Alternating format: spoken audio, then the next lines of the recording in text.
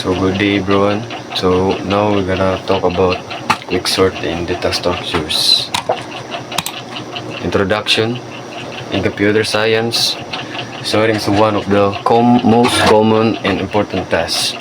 Whether we are arranging names alphabetically, ranking scores, or organizing data for faster searching, sorting plays a big role.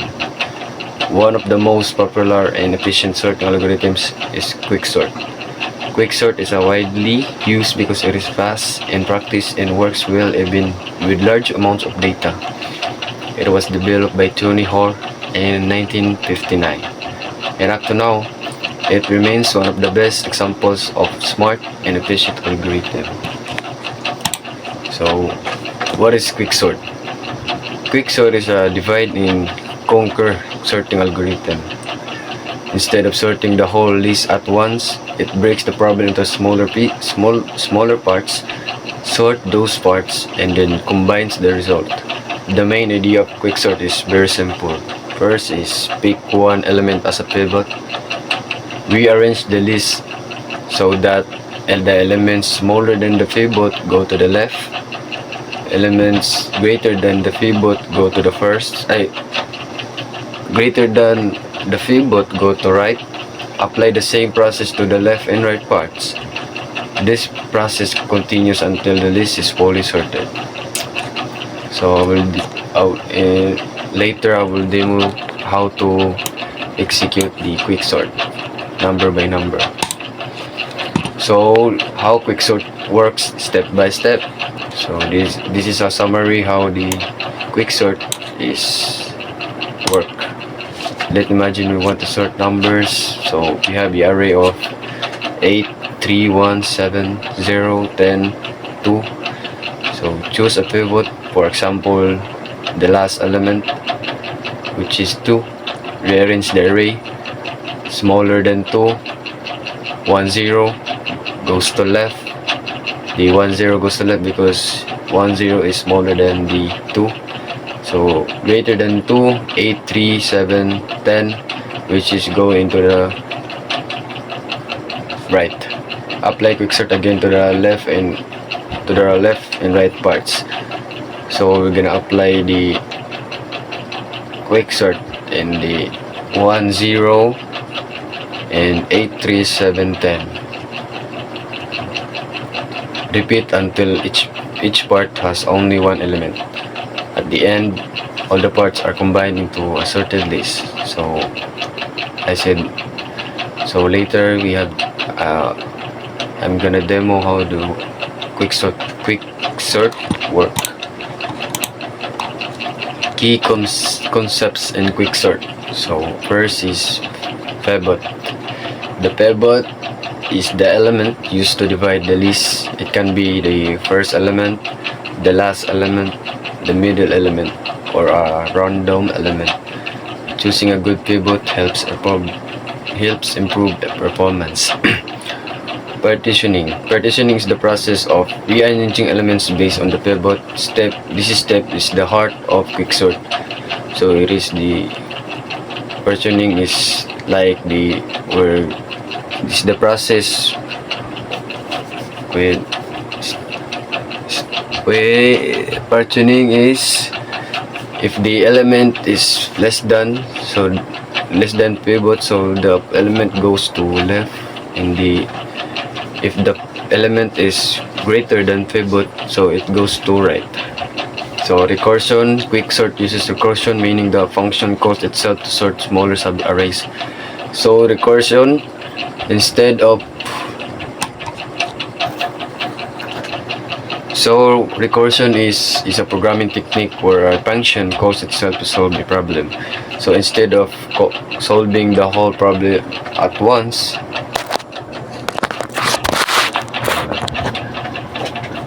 so recursion solves a smaller part of the problem, then calls itself to solve the remaining smaller parts, stops when it reaches a condition where no more work is needed. So that is recursion. So we're gonna talk about the advantages of quicksort. First is very fast in practice, efficient for large datasets, does not require extra memory, widely used in real systems. So now we're gonna go to demo the quicksort number by number. So let's proceed to the demo. So first is we gotta choose the pivot, so which is the last number in the array, so which is 5. And now we have a variable j and I. The use of j and I is to compare the numbers. And we have another variable temp. It holds the numbers. The use of temp is to hold the number, and it helps for changing numbers. So the first is j is equals to 2 and I is equals to 8, and I is greater than j, so swap. 8 goes to temp and j goes to I. And next is j is equals to 4 and I equals to 8. So basically the 8 is greater than 4, so the 8 goes to temp and j goes to I, so swap. Next is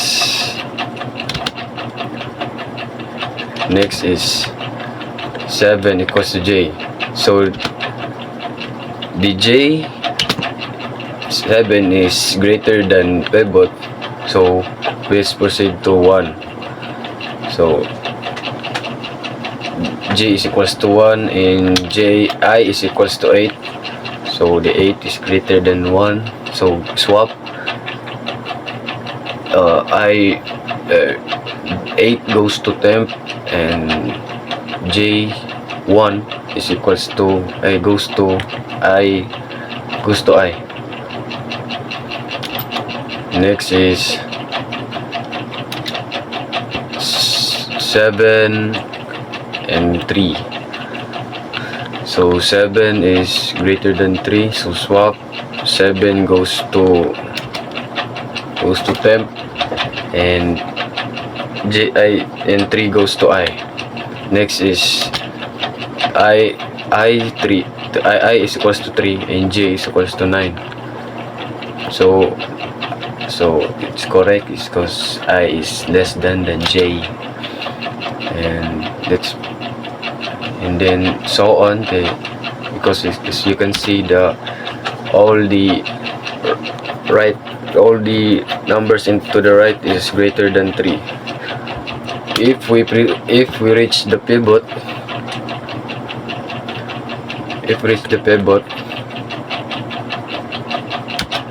we plus 1 di, and then we plus 1 di and then exchange to the pivot. So the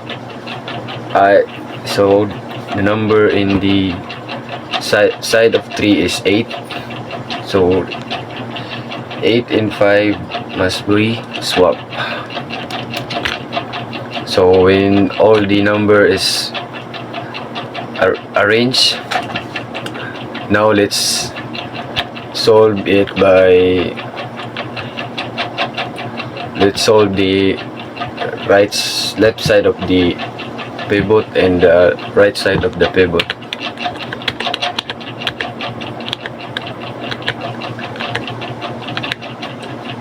So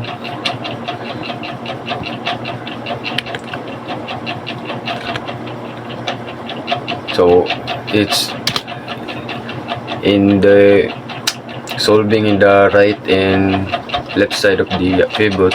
It is just the same in the arranging the array in the it's like arranging the array. So we have the variable j and I, and variable temp for variable temp for exchanging the numbers. So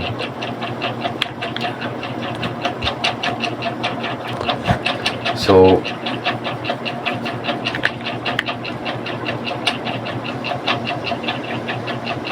so 2 is greater than now.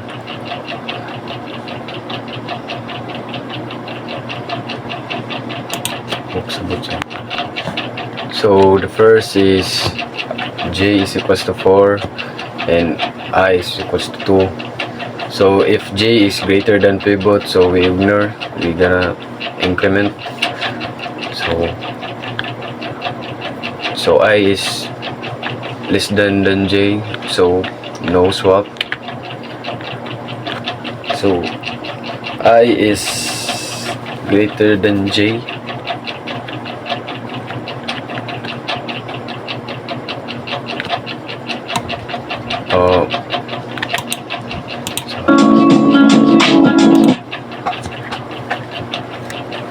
So let's proceed. I is equals to 4 and j is equals to 1. So 4 is greater than 1, so swap. 4 goes to temp and 1 goes to I, and the 4 goes to j. The next is I and the pivot. So the A is greater than j, so exchange. The 4 goes to temp and then pivot goes to I. So and the next is you're gonna solve the right and left side of the pivot like parehas kanina. So the pivot now is 1, and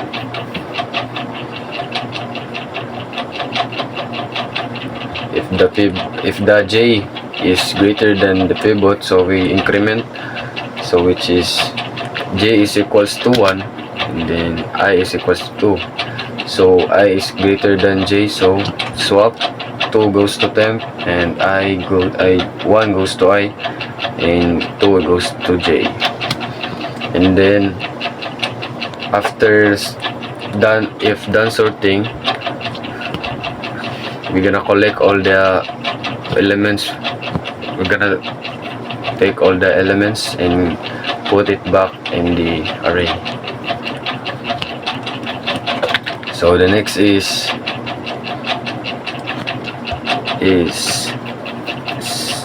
the right side of the array.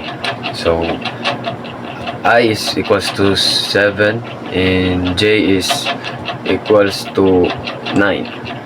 So I is less than to j is, so no swap. If the j is greater than pivot, so let's increment. So I is greater than j, so swap. And I is equals to 9 and then so swap. So next is you're gonna solve the right and left side of the pivot, the array. So the pivot is 6, so j is greater than the pivot, so increment. And then the j is equals to 6 and I equals to 7, so the I is greater than the j, so swap. 7 goes to temp and then 6 goes to I, and so swap. If you are done arranging, so you're gonna gather all the elements and put it back in the array. So that is how it works, the quicksort. So next is, so let's proceed in the coding.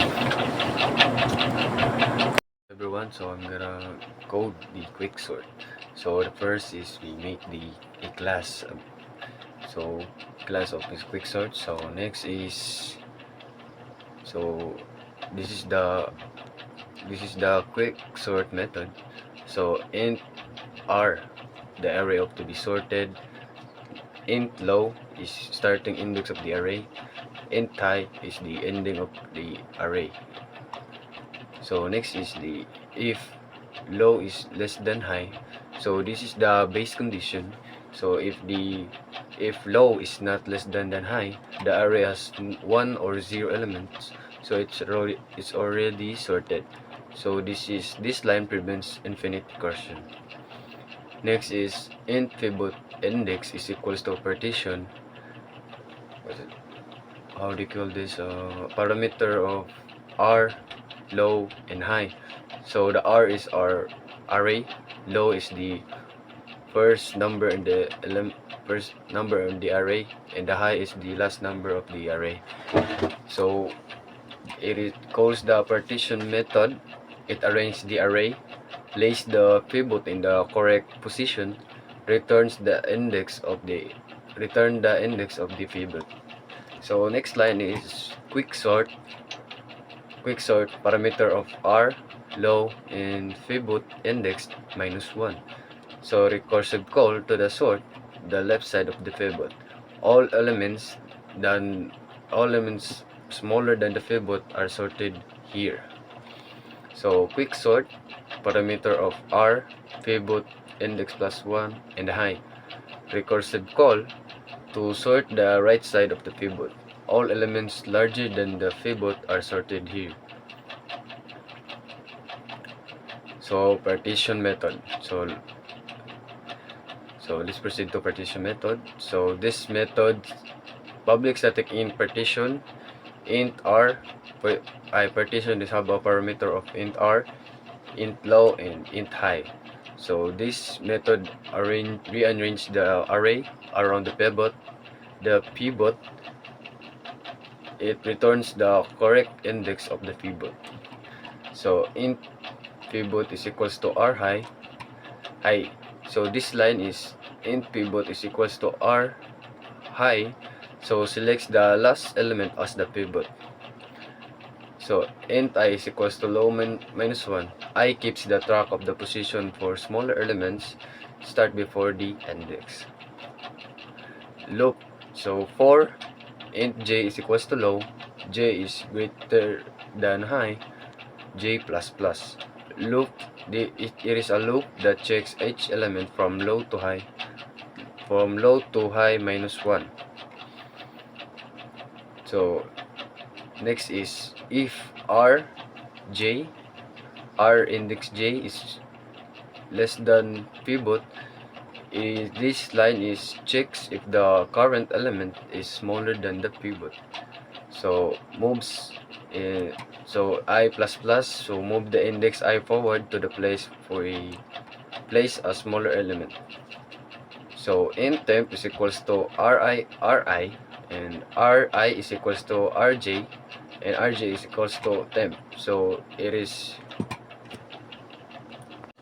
so int temp is equals to ri is equals to rj, so rj is equals to temp. So swaps ri and rj. So this line is the basic swapping. So this ensures smaller elements. Okay. This ensures smaller elements goes to left side.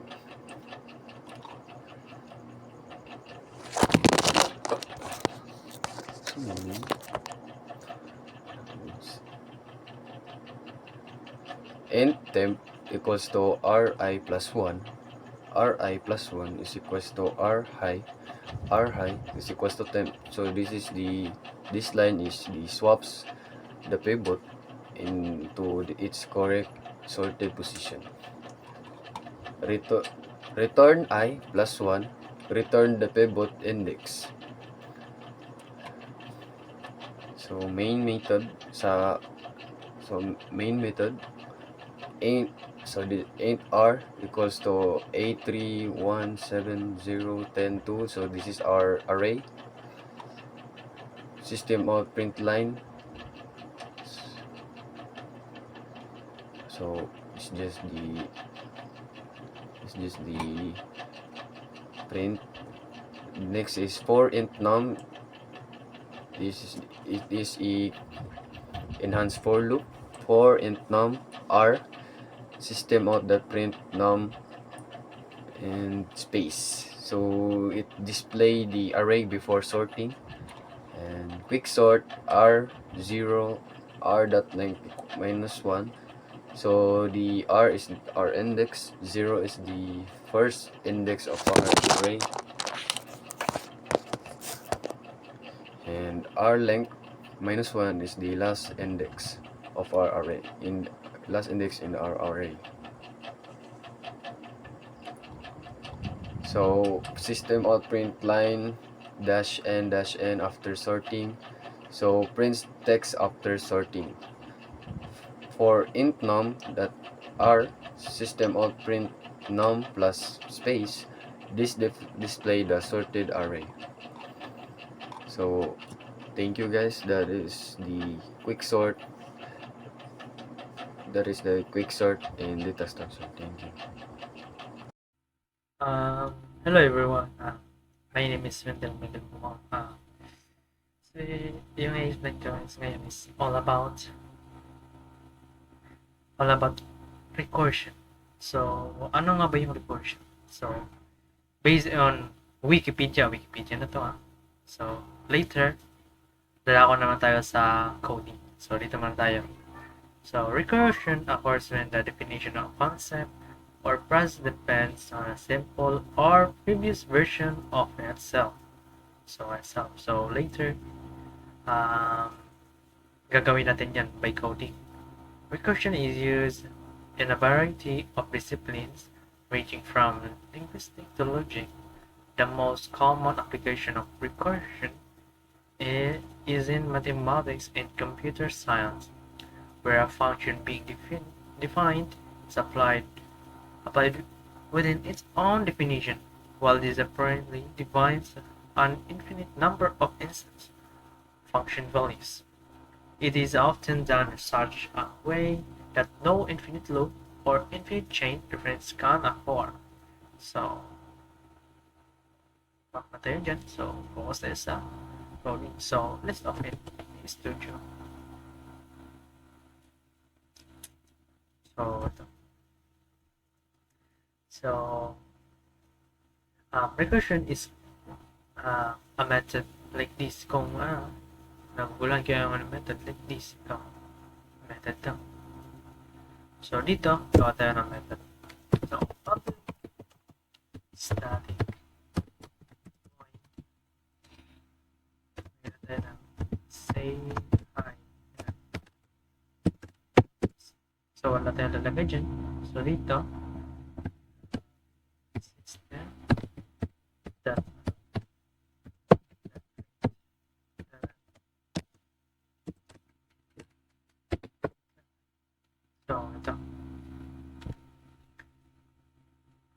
public static void say hi, then lalagay natin dito, like for example, hi lang, hi, and then dito natin siya tatawagin sa another tawag nito, dito sa static void main. So lagay lang natin yung say hi, yun. So ngayon, let's try to run this.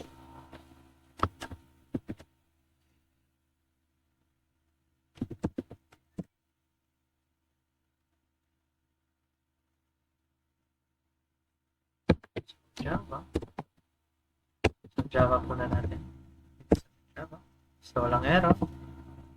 So pwede na rin tayo. So yun, may isang hi. So what if itong say hi, tawagin natin sa loob. So, say hi. So, anong mangyari? So, lang. Ba't ko nga in-next yun? Shit, ito. So, na nakalagay dito is infinite loop. So, try natin. Infinite loop ba? Yeah.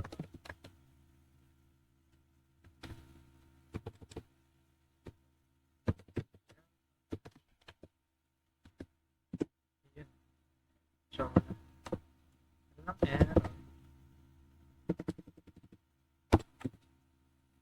Ay, wait lang. Hindi ko na-save. Ulit. Ayun. So, nakita nyo, mahaba-aba yan. So, yan. Ganyan siya kahaba. Sa taas pa yan. So, sa baba, may nakalagay na. Ito. Exception. Treat main Java stack overflow error. So, nag-error siya. Kasi, yung recursion is main niya talaga is mag-stop siya. Kailangan natin no, tawag nun, base ba yun? Kalimutan ko. So, explain natin later. Yung main target sa ng recursion is kailangan mahanap niya yung target niya. Ganun. So, wala naman tayong nalagay.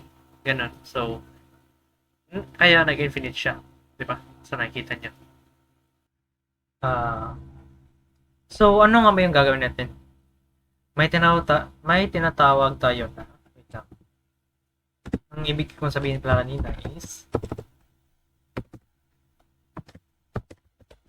base case. So, kasi yung recursion is titigil lang yung loop kung, for example, kailangan mo na for example 5 ito 5 and then dito lagyan natin na so ito erase mo na to for now and kaya tayo dito na if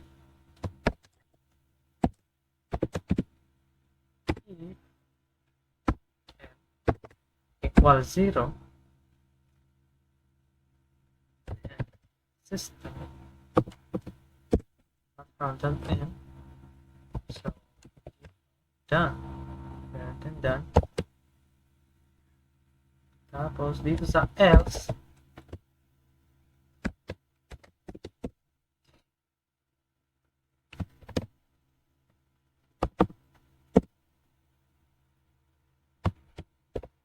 ay ganun tapos so tawagin natin itong say hi dito sa baba say hi no. So let's try no. Save. So let's try kung ano yung lalabas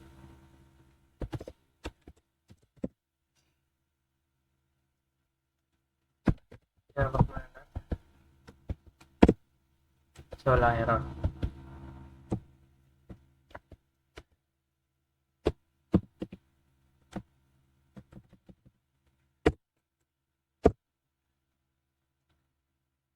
so yun ba't na-error siya kasi kailangan pa natin maglagay dito ng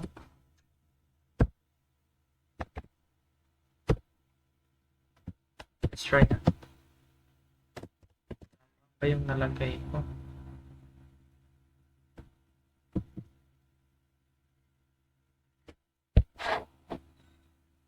i-hawak muna natin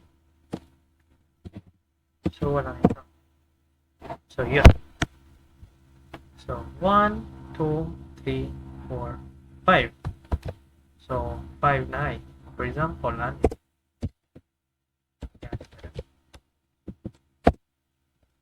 So yun, 1, 2, 3, 4, 5, 6. As you can see, so kung ano lang yung target mo dun, so kung ano lang target mo dun, yun na lalabas. So, so ito. So, bakit nga ba, like, explain ko sa inyo. Ito ay full recursion. But, later on, nadi-demo ko ng another recursion na naman. So, ito. So, yung say hi, ito. Int. Sa loob siya ng say hi. So, if 0 na, so, kita nyo dito, lagay siya ng done. So, for example, ito, say hi. Pumunta nyo dito, so meron siyang laman. So, ipapit ito. Tapos, yun, say hi. So, print tayo sa loob ng method na to. So, recursion yan. Tawag na. Yung paulit-ulit lang yan. So, like, minus. So, for example, 6. If na-print niya, so 5 na lang. Tapos, so 5. So, hindi siya pupunta dito kasi hindi pa naman 0. So, punta naman siya dito sa print hanggang sa pag mag-0 na. So, ito. Done. Yan lang. So ngayon, yung isang method naman, no? So, ano muna natin to? Tawag na ito.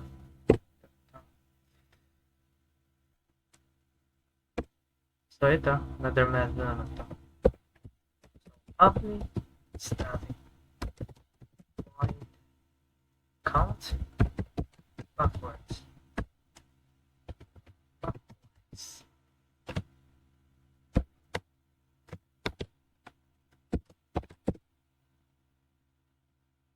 Sa loob, int. Yan. So, like kanina, mas basic na para like, gagamit tayo ng if else.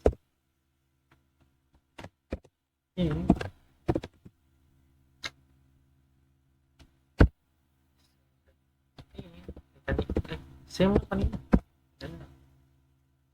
Tapos dito, yung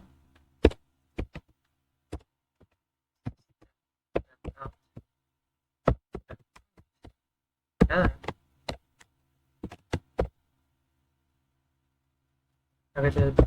Yan. Yan. Tapos, sa else naman,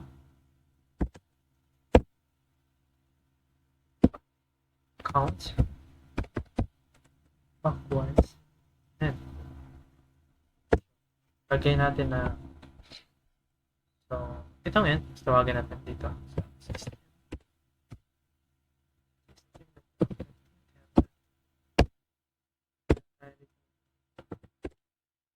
Yan. Yan.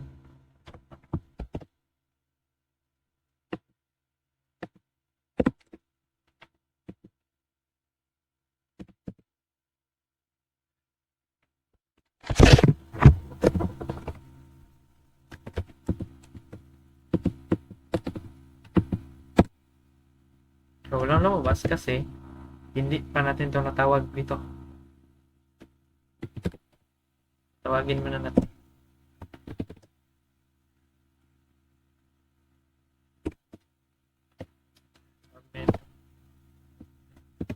Bye.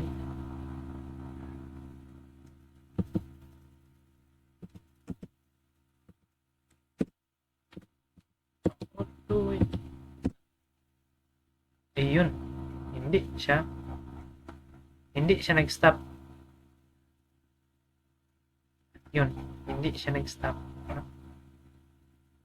Bakit siya hindi nag-stop? May nakalitaan pala ako.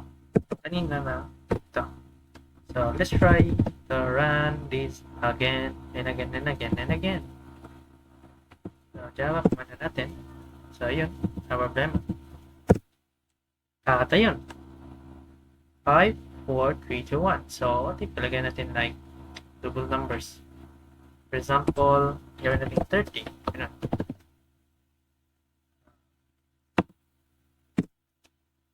What ayun? So, 30, 29, 28, 27, 26, 25, 24, 23, 22, 21, 20, 19. So, kompleto yan hanggang 1 and 10.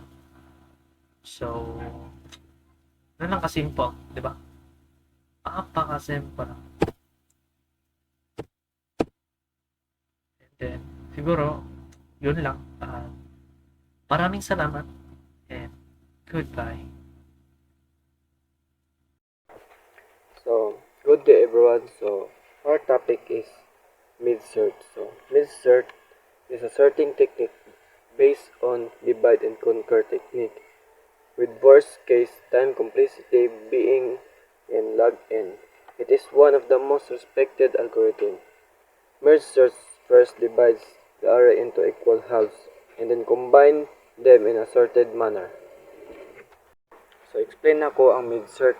So, ang mid-search is a sorting technique na gigamit para i-arrange ang data or numbers in correct order. It is based on the divide and conquer technique, which means na ang dako nga problem i-divide una nato into smaller parts para masayon siya masolbad. And then, so sa merge search, i-divide una ang array into small equals halves. This process until ang matag part kay isa na lang ka elements. And we know nga if one elements ra, consider na siya as sorted. So, after that, i-merge or i-combine balik ang mga parts while i-arrange ang elements from smallest to largest. This merging process continues until ma-form balik ang whole array and then sorted na na. Siya. So, one reason why merge search respected ng algorithm kay even in the worst case scenario kay ang iyang complexity kay O n log n, meaning dili siya mohinay biskan daghan kayo ang iyang biskan daghan kayo og data. So to conclude this whole topic is ang merge search is isa siya kay efficient and reliable sorting algorithm, especially when dealing with the large data sets. So, mao lang to.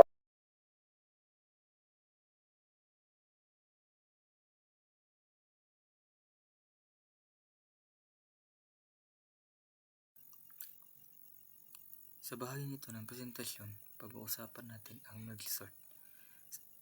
Isa sa mga pinakasikat at pinaka-epektibong sorting algorithms sa computer science.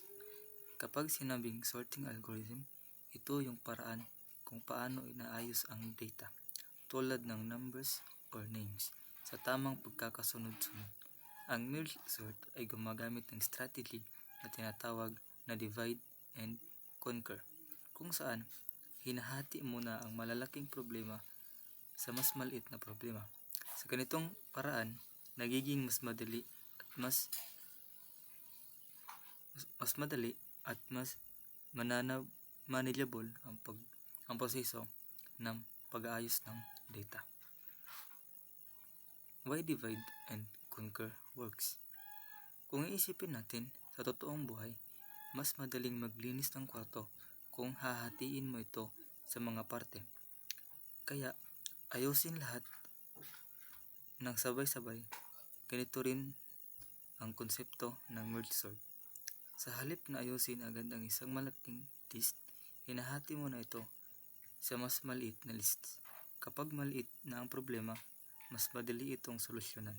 Ito ang dahilan kung bakit sobrang effective ng divide and conquer approach, lalo na kapag malaki ang data na hinahandle.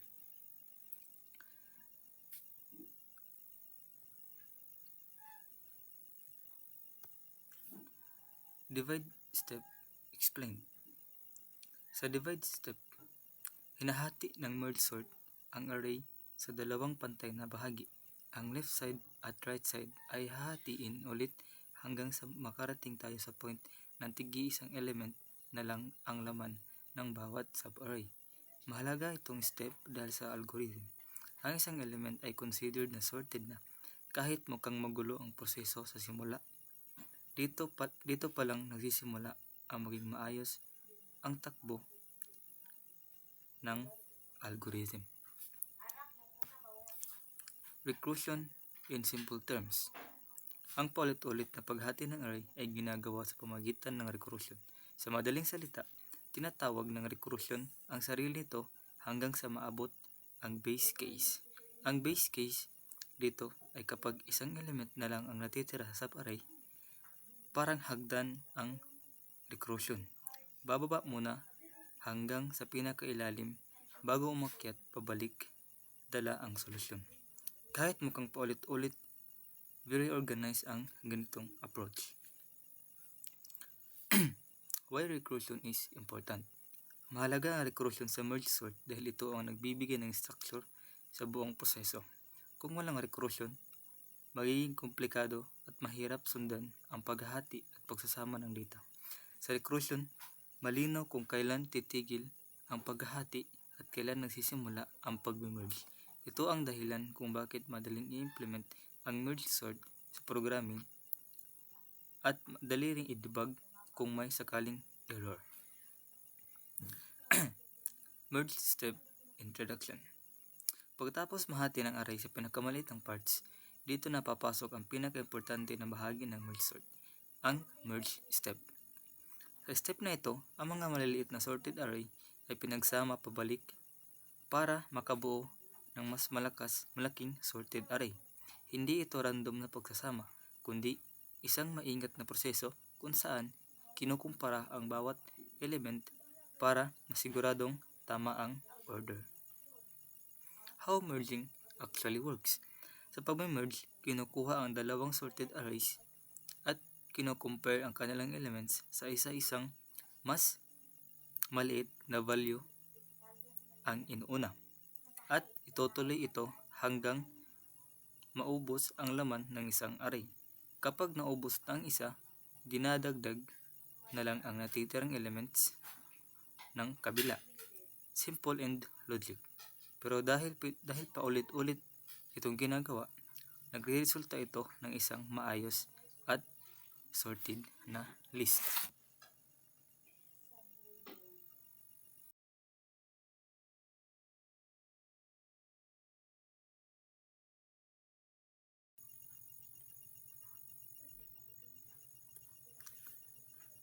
Example walkthrough. Halimbawa, meron tayong list ng numbers na hindi nakaayos. Una, hati nito ng merge sort hanggang sa maging individual elements. Pagkatapos, pagsasamahin ang mga ito pabalik habang inaayos ang order. Kahit mukhang mahabang proseso, very predictable ang flow. Walang hinuhulaan ang algorithm. Kaya, sigurado tayong magiging tama ang output sa bawat run. Why merge sort is reliable? Kaya isa sa mga pinakamalaking advantage ng merge sort ay ang pagiging reliable nito. Hindi mahalaga kung ang data ay nakaayos na, baligtad o totally random. Pareho pa rin ang performance nito. Hindi tulad ng ibang sorting algorithms na bumabagal sa worst case scenario. Dahil dito, malakas ginamit ang merge sort sa real-world applications, kung saan consistency ang priority. Time complexity explained. Pagdating sa time complexity, ang merge sort ay may O parenthesis, N log, N parenthesis. Sa best, average at worst case. Ang ibig sabihin nito ay lumalabas ang oras ng recursion based sa laki ng data, pero hindi ito biglang tumatalon ng sobra. Consistent ang bilis niya kahit gaano pa kalaki ang input. Ito ang isa sa mga dahilan kung bakit preferred ang merge sort sa malalaking datasets. Ang kapalit ng mabilis na consistency ng merge sort ay paggamit ng extra memory dahil kailangan nilang gumawa ng temporary arrays habang nagme-merge. Ang space complexity ito ay O parenthesis N parenthesis. Ibig sabihin, mas marami itong kinakain na memory kumpara sa ibang sorting algorithms. Kaya, kung limited lang ang memory, kailangan pag-isipan kung merge sort ba ang best choice. Advantages of merge sort. Maraming advantage ang merge sort. Una, stable siya. Ibig sabihin, kung may parehong value, hindi nagbabago ang original nila. Pangalawa, consistent ang performance kahit anong input. Pangatlo, very effective ito sa large datasets at linked list. Madalas itong ginagamit sa professional at academic settings. Disadvantages of merge sort. Siyempre, hindi perfect ang merge sort. Bukod sa mataas na memory usage, medyo mas complicated din itong i-implement kumpara sa basic sorting algorithms. Hindi rin ito ideal sa small datasets dahil mas mabilis paminsan ang simpler algorithms. Kaya mahalaga pa ring piliin ang tamang algorithm depende sa sitwasyon. Sa real-world applications, sa totoong mundo, ginagamit ang merge sort sa mga system na humahandle ng malaking data tulad ng databases at file systems. Dahil predictable ang performance nito, safe itong gamitin sa critical applications. Hindi man laging nakikita ng users, malaking role ang ginagampanan nito sa likod ng maraming software. Sa kabuuan, ang merge sort ay isang powerful at reliable sorting algorithm na ginagamit ng divide and conquer approach. Dahil may kapalit itong extra memory, binabawi naman ito ng accuracy, stability, and consistent performance. Kaya kapag ang priority ay maayos at siguradong sorting ng data, ang merge sort ay isa sa pinakamagandang algorithm na pwedeng gamitin. Sa kabuuan, ang merge sort ay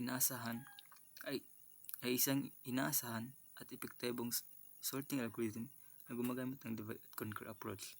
Sa pamamagitan ng paghati ng data, mas maliit na bahagi at maingat na pagsasama nito pabalik sa tamang pagkasunod-sunod. Nagawa ng merge sort na magbigay ng consistent at accurate na resulta kahit pamalaki o magulo ang data. Nananatili ang performance nito dahil sa 0 parenthesis n log n parenthesis na time complexity. Bagamat may kapalit itong extra memory usage, nababawi naman ito ng stability at reliability ng algorithm.